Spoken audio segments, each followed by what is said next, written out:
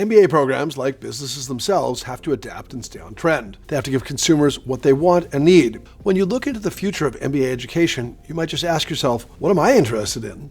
Because that's probably where MBA programs are trying to take their students. A quick step back before we look to the future. Since the inception of MBA education, programs have taught core disciplines, operations, marketing, finance, accounting. But business schools didn't just want to teach management science, they wanted to educate standout managers. So with time, programs placed far greater emphasis on softer subjects, emphasizing leadership, organizational behavior, ethics. So business schools evolve and grow.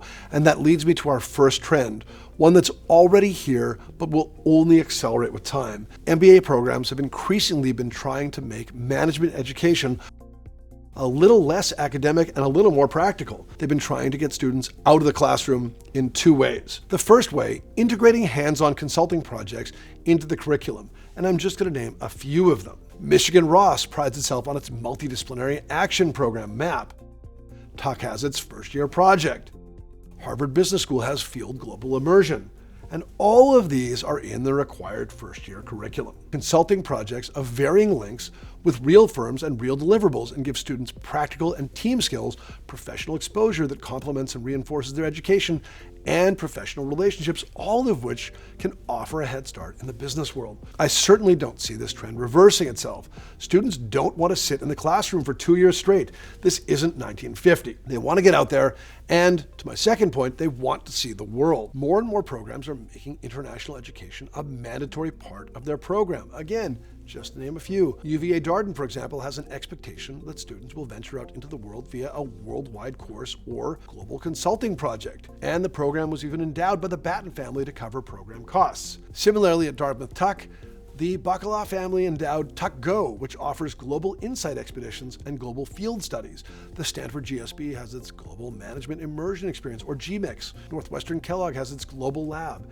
and it goes on. Most MBA programs do have these types of courses, some sort of global immersion where you study a country and its economy, travel to it and meet with businesses and political leaders, or where you join your peers and consult to these firms in an international locale. My expectation is that global consulting projects and immersions will increasingly become part of the core curricula at top programs and will even grow in their abundance at individual schools. I can see a world where MBA programs take a break for a week between semesters, twice a year, and send the entire class abroad on immersions and consulting projects. It would presumably be great from an educational point of view, and what program wouldn't want several hundred ambassadors Instagramming from every corner of the earth simultaneously? INSEAD already gives students the opportunity to study on both its France and Singapore campuses. I can imagine a day when every campus operates that way. While Harvard and Boston seem inextricably linked, in 10 years, I would be surprised if there wasn't an outpost abroad where MBA students could spend a quarter or semester. Chicago Booth teaches its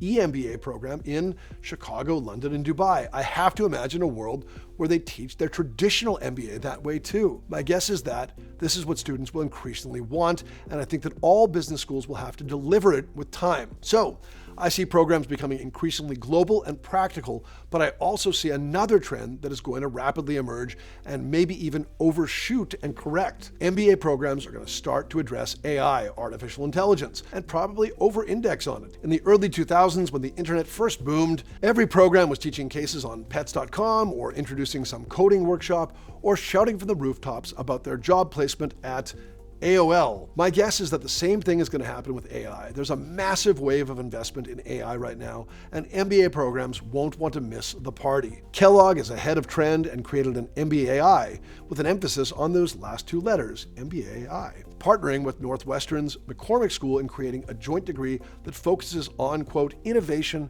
and the complex technologies that drive it forward. I was going to say that I would guess that HBS is writing cases on OpenAI's strategy or on Sam Altman's leadership right now, but they've already written 4 cases on OpenAI.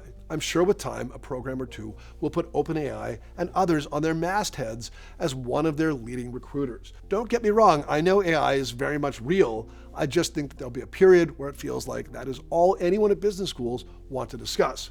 We shall see. Practical, global AI. I see MBA education going in that direction in the coming years, and I promise to revisit that prediction.